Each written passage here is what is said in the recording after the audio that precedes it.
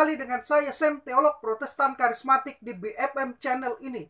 Kiranya kasih karunia dan damai sejahtera dari Allah Bapa dan Tuhan kita Yesus Kristus dan persekutuan Roh Kudus menyertai kita sekalian. Pada kesempatan ini saya akan melanjutkan membahas satu topik yang sangat penting dalam soteriologis, yaitu pendamaian. Untuk episode ketiga ini saya akan membahas tentang dua aspek pendamaian dan penerapannya. Di dalam video episode 1, saya telah menjelaskan pentingnya pendamaian serta memberikan definisi atas kata pendamaian tersebut. Dan pada video episode 2, saya telah menjelaskan makna dasar dari pendamaian yang dikerjakan oleh Yesus Kristus di atas kayu salib melalui kematiannya. Nah, pada episode yang ketiga ini, saya akan menjelaskan dua aspek pendamaian yang dikerjakan oleh Yesus Kristus di atas kayu salib dan penerapannya di dalam kehidupan. Baik, kita mulai yang pertama. Apa yang dimaksud dengan dua aspek pendamaian itu? Ketika membahas definisi pendamaian, sekilas saya telah menyinggung tentang dua aspek dari pendamaian itu. Profesor Paul N. menyebutkan dua aspek dari pendamaian atau rekonsiliasi, yaitu aspek objektif dan aspek subjektif.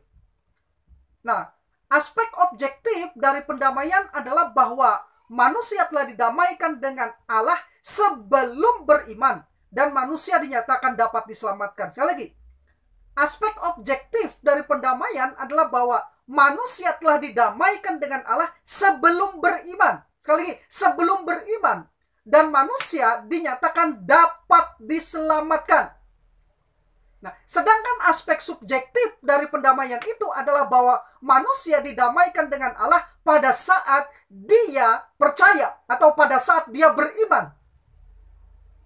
Nah, aspek objektif ini dapat kita lihat di dalam 2 Korintus pasal 5 ayat yang ke-18a dan 19a, sedangkan aspek subjektif dari pendamaian dapat kita lihat dalam 2 Korintus pasal 5 ayat yang ke-18a dan 19b. Ini disebut juga rekonsiliasi pengalaman atau pribadi. Nah, aspek yang pertama dari rekonsiliasi tersebut bersifat universal dan berhubungan dengan penyediaan keselamatan. Sedangkan aspek yang kedua bersifat individual dan berhubungan dengan penerimaan keselamatan secara pribadi. Charles F. Baker menyebut kedua aspek tersebut sebagai pendamaian searah dan pendamaian dua arah. Nah, kita akan melihat apa yang dimaksud dengan pendamaian searah atau aspek objektif dari pendamaian. Menurut Charles F. Baker, pendamaian searah merupakan istilah yang digunakan untuk menggambarkan karya Allah yang telah dilakukan Kristus dalam mengubah hubungan dunia terhadap Allah. Nah, dari sisi ini, semua rintangan dan hambatan yang terdapat pada jalan keselamatan telah disingkirkan. Sekali lagi, dari sisi ini, semua rintangan, semua hambatan yang terdapat pada jalan keselamatan telah disingkirkan Allah melalui kematian Kristus. Sehingga manusia bisa menerima keselamatan yang diberikan secara cuma-cuma. Dengan kata lain, pendamaian ini memampukan manusia untuk diselamatkan. Aspek ini disebut juga penyediaan keselamatan. Aspek penyediaan keselamatan ini berbeda dengan keselamatan pribadi. Kristus telah mendamaikan dunia kepada Allah, entah orang di dunia ini mau menerima pendamaian itu atau tidak. Fakta bahwa dunia telah didamaikan bukan berarti bahwa dunia telah diselamatkan. Kita tidak boleh mengacaukan istilah keselamatan dan pendamaian. Sekali lagi, kita tidak boleh mengacaukan istilah keselamatan dengan pendamaian dengan menjadikan keduanya sinonim seperti yang dilakukan oleh beberapa orang yang menganggap dirinya dan mengaku dirinya teolog.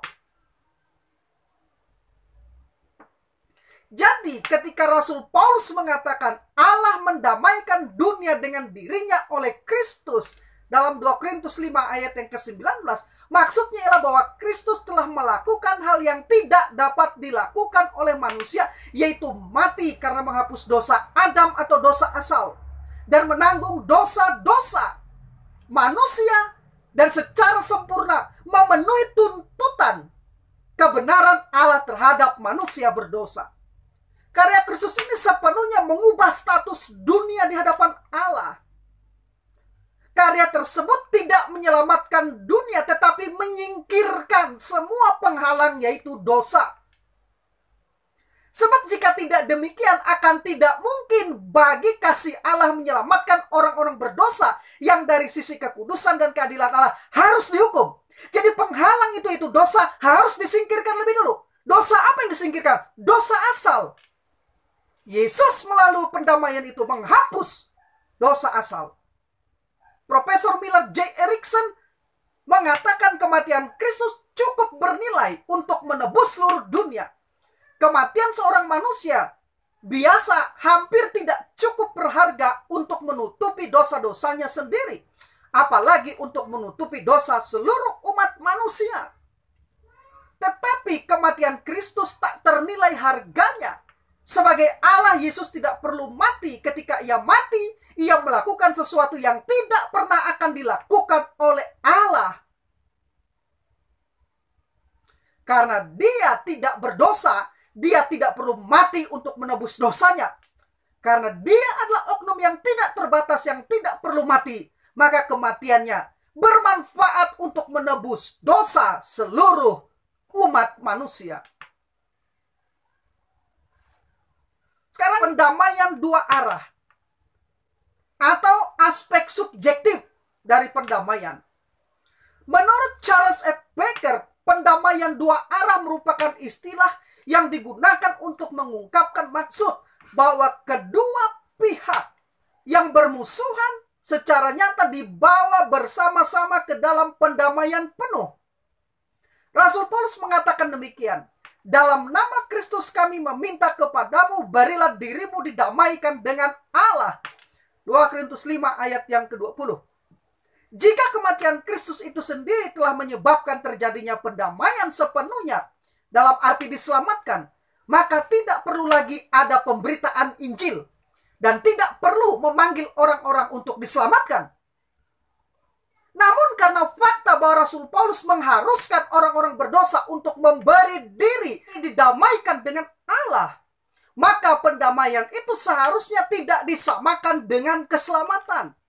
Sekali lagi, untuk lebih tegasnya, kita katakan pendamaian tidaklah sama dengan keselamatan. Dan itu artinya didamaikannya dunia dengan Allah tidaklah sama dengan diselamatkan. Berdasarkan fakta ini, para pemberita Injil pergi ke seluruh dunia untuk menyampaikan berita bahwa Kristus telah mati, mendamaikan pendosa kepada Allah, dan para pemberita Injil ini dengan keyakinan memanggil para pendosa untuk memberi diri mereka didamaikan dengan Allah dengan beriman kepada Kristus. Kisah Para Rasul 16 ayat 30-31, Markus 16 ayat 15-16. Jadi, aspek dua arah dari pendamaian adalah pendamaian merupakan sesuatu yang Allah sediakan melalui kematian Kristus. Tetapi, manusia secara pribadi harus menerimanya untuk mendapat manfaat darinya. Sekali lagi saya ulangi. Jadi, aspek dua arah dari pendamaian adalah pendamaian merupakan sesuatu yang Allah sediakan melalui kematian Kristus. Tetapi manusia secara pribadi harus menerimanya untuk mendapatkan manfaat darinya. Profesor Charles C. Ryrie juga menjelaskan hal yang sama mengenai pendamaian dua arah ini demikian. Perlu adanya pendamaian atau rekonsiliasi terletak pada permusuhan Allah terhadap manusia berdosa. Allah telah mengambil inisiatif dan mendamaikan dunia dengan dirinya. Hal tersebut telah dilakukan oleh kematian Kristus. Dan persyaratan ini telah mengubah keadaan dunia sehingga menjadi dapat diselamatkan di hadapan Allah. Nah, namun meskipun dunia telah didamaikan, manusia harus didamaikan dengan cara mengubah keadaannya karena Kristus. Dan hanya dengan cara demikianlah maka keadaannya di hadapan Allah diubahkan.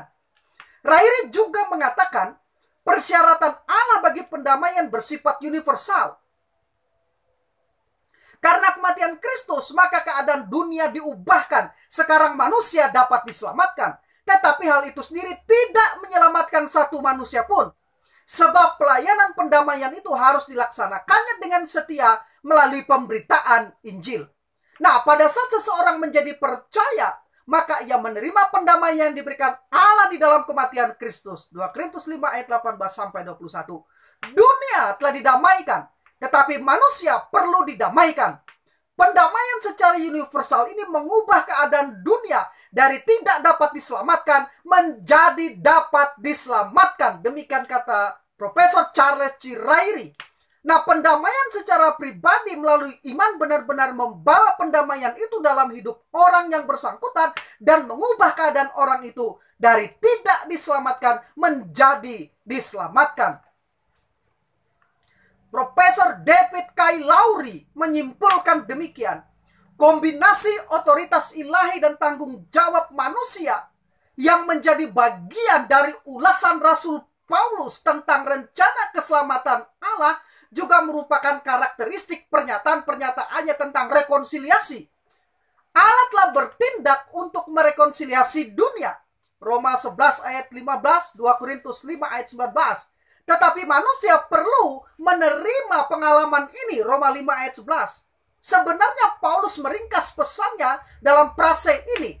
Barilah dirimu didamaikan dengan Allah. 2 Korintus 5 ayat 20. Ketika Paulus sesekali berbicara tentang rencana keselamatan Allah dalam istilah-istilah universal, di sini implikasi-implikasi universal juga menjadi bagian pembahasannya tentang rekonsiliasi. Dalam hal ini dunia, suatu referensi untuk manusia pada umumnya, telah Allah rekonsiliasi untuk dirinya sendiri. Apakah ini berarti semua orang diselamatkan? Tidak. Sebaliknya jawabannya ialah bahwa Rasul Paulus percaya bahwa berkat-berkat pendamaian Kristus bersifat universal dalam jangkauannya, tetapi berkat-berkat ini dialami hanya oleh orang-orang yang menerimanya dengan mempercayai Injil. Demikian kata Profesor David K. Lowry. Sekarang kita melihat yang kedua, maksud dan penerapan dari dua aspek pendamaian itu.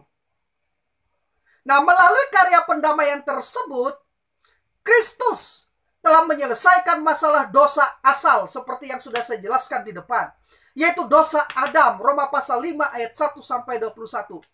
Kita perlu memahami ini, bahwa tidak ada dosa dan akibat dosa yang dialami semua manusia seandainya Adam tidak berdosa. Dosa masuk ke dalam kehidupan semua manusia karena kesalahan Adam. Alkitab menunjukkan fakta akibat dari dosa Adam, semua manusia itu dilahirkan. Satu, dengan natur yang rusak atau natur berdosa. Dan dua, dengan kesalahan dari dosa Adam yang diperhitungkan kepadanya. Akibatnya, semua manusia mengalami satu, kematian rohani, dan dua, kematian jasmani. Faktanya, bahwa sejak Kristus telah menyelesaikan karyanya di kayu salib, maka dosa Adam itu dosa asal sudah dihapuskan dari semua manusia di hadapan Allah. Dan kematian Kristus ini mengangkat segala rintangan dengan cara meniadakan dan menghapus dosa Adam. Roma pasal 5 ayat 1 sampai 21. Namun, pengaruh dosa itu sendiri yaitu kematian rohani dan kematian jasmani dan dosa-dosa pribadi atau dosa-dosa aktual. Sekali lagi, pengaruh dari dosa itu sendiri yaitu kematian rohani, kematian jasmani, dan dosa-dosa aktual atau dosa-dosa pribadi masih ada dalam setiap orang. Ini adalah hukuman akibat dosa Adam yang diwariskan dan dipertalikan. Dan ini tetap dirasakan dan dialami semua orang. Jadi Yesus, Adam yang kedua, telah membayar lunas dosa Adam pertama yang diwariskan dan dipertalikan kepada semua umat manusia. Roma pasal 5 ayat 12 sampai 13. Tetapi dampak dari dosa Adam, yaitu kematian rohani dan kematian jasmani dan dosa-dosa aktual, tetap ada pada setiap orang, kecuali bayi yang tidak dapat melakukan dosa aktual. Lalu bagaimanakah cara Allah menyelesaikan akibat hukuman dosa yang masih ada tersebut? Jawabannya, kelimpahan kasih karunia dan anugerah kebenaran di dalam Yesus Kristus. Ada di dalam Roma pasal 5 ayat 17. Alkitab mengajarkan betapa hebatnya kasih karunia yang datang oleh Kristus itu melebihi penghukuman karena pelanggaran Adam. Roma pasal 5 ayat 15 sampai 17. Dengan demikian, setiap orang yang menerima kelimpahan kasih karunia di dalam Kristus, Roma 5 ayat 17, mereka akan satu, mendapat kelahiran baru, yaitu hidup kekal, Zoe, yang bersifat permanen, bersamaan dengan atau dimulainya saat percaya atau beriman kepada Kristus. Efesus pasal 2 ayat 5, 2 Korintus 5 ayat 17, 1 Yohanes 5 ayat 11 sampai dengan 13. Dan ini, ajaran ini koheren dengan ajaran-ajaran yang telah sampaikan sebelumnya terkait dengan doktrin pemilihan, doktrin kedaulatan Allah, dan doktrin dosa asal serta doktrin kasih karunia yang pasti yang telah saya sampaikan di dalam video-video sebelumnya. 2. Diberi kuasa atas dosa-dosa aktual untuk menjalani kehidupan baru itu. Jadi kita tidak hanya diberikan kehidupan yang baru, tetapi diberi kuasa untuk mengalahkan dosa-dosa aktual dalam menjalani kehidupan baru. Kolose pasal 3 ayat 9 sampai 10. Dan 3, dibangkitkannya pada akhir zaman dalam tubuh kemuliaan. 1 Korintus 15 ayat 35 sampai 58. Jadi saat seseorang percaya kepada Injil, menerima Kristus sebagai juru selamatnya, maka seketika ia mendapat kehidupan rohani, yaitu kehidupan baru yang diberikan Allah dan dikerjakan oleh Roh Kudus. Efesus 2 ayat 5. Inilah yang disebut dengan keselamatan. Dan sejak saat itu orang-orang yang percaya itu disebut orang-orang kudus, orang-orang pilihan. Karena itu mereka diperintahkan untuk hidup dalam pengudusan hari demi hari sebagai anak-anak Allah, orang-orang pilihan yang telah dipilih dan ditetapkan oleh Allah. Kolose pasal 3 ayat yang ke-9 sampai 10. Dan jika ada orang percaya yang terjatuh dalam dosa, ia diminta untuk mengakui dosanya. Pengakuan dosa dan pertobatan adalah obat penawar bagi dosa orang-orang percaya yang jatuh. Dengan mengakui dosa dan bertobat, orang percaya itu menerima pengampunan. 1 Yohanes 1 ayat 7 sampai 9. Sedangkan obat penawar bagi dosa pribadi atau dosa-dosa aktual, orang yang belum percaya ialah dengan percaya dan menerima Kristus. Kisah para Rasul 16 ayat 31 sampai 32. Jadi orang-orang yang percaya dan menerima hidup kekal Zoe ini adalah orang-orang yang dipilih Allah dalam Kristus. Sekali seseorang telah menerima anugerah hidup kekal dalam Kristus dan beriman, ia menerimanya secara permanen dan tidak akan kehilangan keselamatan itu. 1 Yohanes 5 ayat 11 sampai ayat yang ke-12. Lalu muncul pertanyaan di sini. Jika semua orang sudah didamaikan dengan Allah, lalu mengapa mereka masih disebut seteru? Apa gunanya didamaikan oleh Kristus kalau Allah tetap melihat mereka sebagai musuhnya? Roma pasal 5 ayat 10 sampai 11 dan Kolose 1 ayat 19 sampai 22. Jawaban terhadap pertanyaan ini terletak pada pemahaman terhadap dua aspek pendamaian, yaitu pendamaian searah dan pendamaian dua arah. Yaitu bahwa ayat-ayat di dalam Roma pasal 5 ayat 10 dan 11 dan Kolose 1 ayat 9 dan 22 sejajar dan tidak berkontradiksi dengan 2 Korintus 5 ayat 18 sampai 20. Dengan memperhatikan kesejajaran itu, maka 1. Kata diperdamaikan dan pendamaian dalam Roma pasal yang ke-5 ayat 10 sampai 11 berasal dari kata dasar yang sama dengan kata mendamaikan, pendamaian atau didamaikan dalam 2 Korintus 5 ayat 18 sampai 20. Kata dasar yang dipakai di sini adalah kata Yunani alaso yang berarti mengubah. Dari kata dasar alaso ini kemudian muncul kata katalaso dalam Roma 5 ayat 10 sampai 11 dan kata apokatalaso dalam Kolose 1 ayat 20. Jadi dalam teks Roma pasal 5 ayat 10 sampai 11 tersebut, kata diperdamaikan lebih tepat diterjemahkan dengan didamaikan, sama seperti dalam 2 Korintus 5 ayat 18 sampai 20. Dengan demikian pengertian pendamaian dalam Roma 5 ayat 10 sampai 11 ini sejajar dengan pengertian pendamaian dalam 2 Korintus 5 ayat 18 sampai 20. Namun jika kata diperdamaikan itu tetap dipertahankan untuk digunakan, maka tentu saja kata itu tidak sama artinya dengan istilah perdamaian. Karena seharusnya kata yang dipakai di situ adalah pendamaian. Dua, arti pendamaian dalam 2 Korintus 5 ayat 18 sampai 20 jelas menunjukkan pendamaian searah dan pendamaian dua arah. Di mana pendamaian searah bersifat universal, itu telah menyelesaikan dosa Adam yang bersifat universal. Sedangkan pendamaian dua arah dikaitkan dengan penyelesaian dosa pribadi atau dosa aktual masing-masing orang secara pribadi ketika ia dengan iman menerima berita Injil dan percaya kepada Kristus. Teks di Roma 5 ayat 10-11 tersebut sejajar dengan pengertian ini. Demikian juga Kolose 1 ayat 21 dikaitkan dengan kesejajaran ini. Jadi ketika Rasul Paulus dalam Roma 5 ayat 10 mengatakan, sebab jikalau kita ketika masih seteru diperdamaikan dengan Allah oleh kematian anaknya, maka kalimat ini mengacu pada pendamaian universal. Bahwa sebelum seseorang menerima Kristus, ia telah didamaikan satu arah dengan Allah. Artinya mereka tidak lagi berada dalam dosa universal warisan Adam.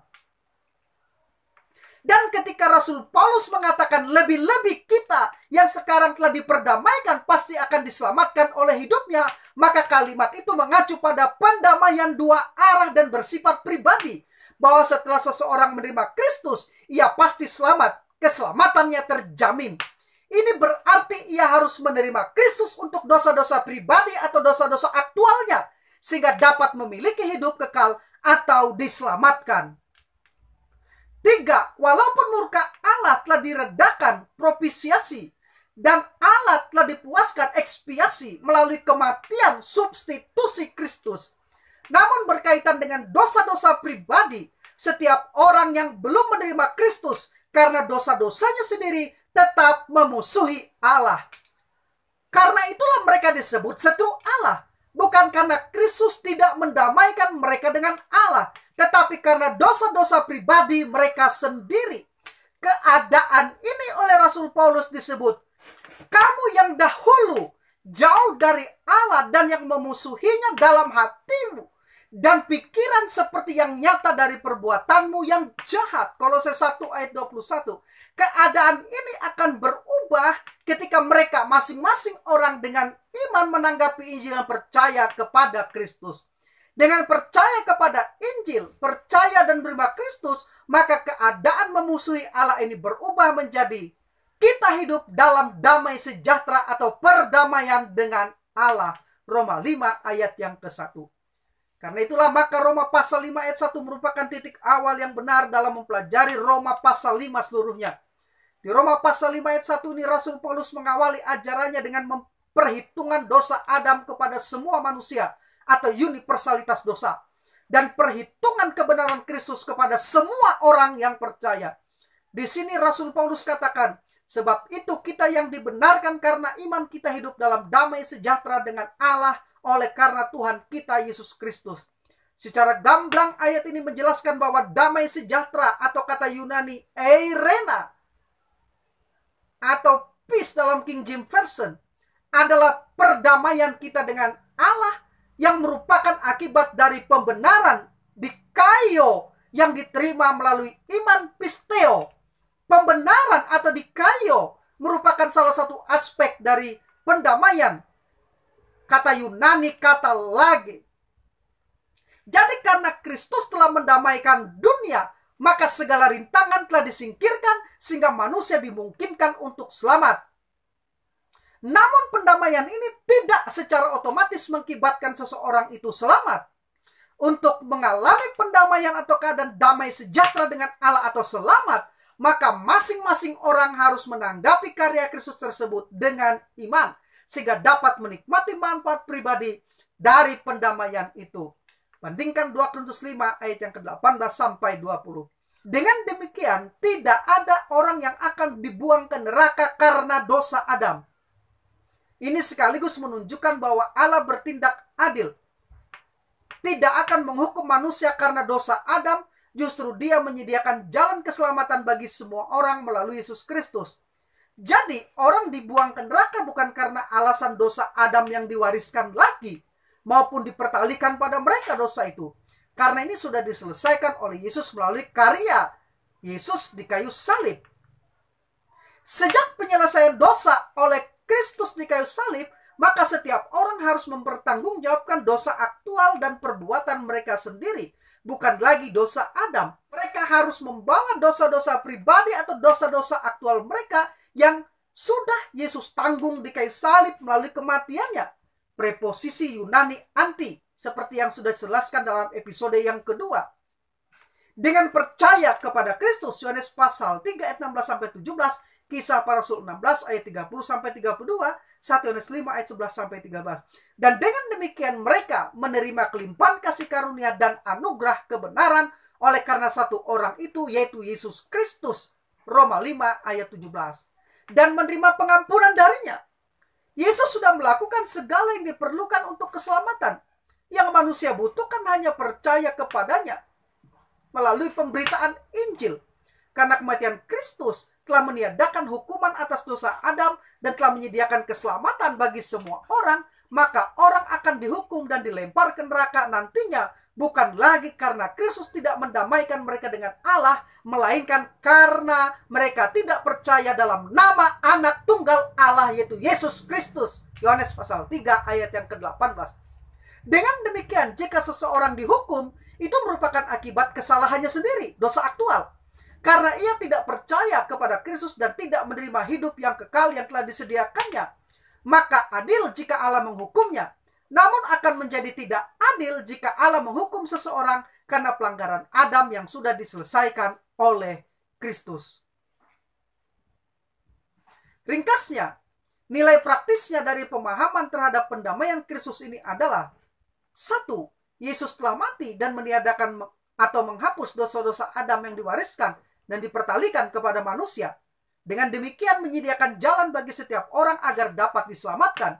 Jadi Allah tidak akan menghukum manusia karena kesalahan Adam lagi, tetapi karena kesalahannya sendiri, dosa-dosa pribadi atau dosa-dosa aktualnya. 2. Untuk dosa aktual setiap orang, Allah telah menyediakan jalan keluarnya, yaitu dengan menerima kelimpahan kasih karunia dan anugerah kebenaran di dalam Kristus saat percaya kepada Kristus. Inilah inti berita Injil. 1 Korintus 15 ayat 1-4.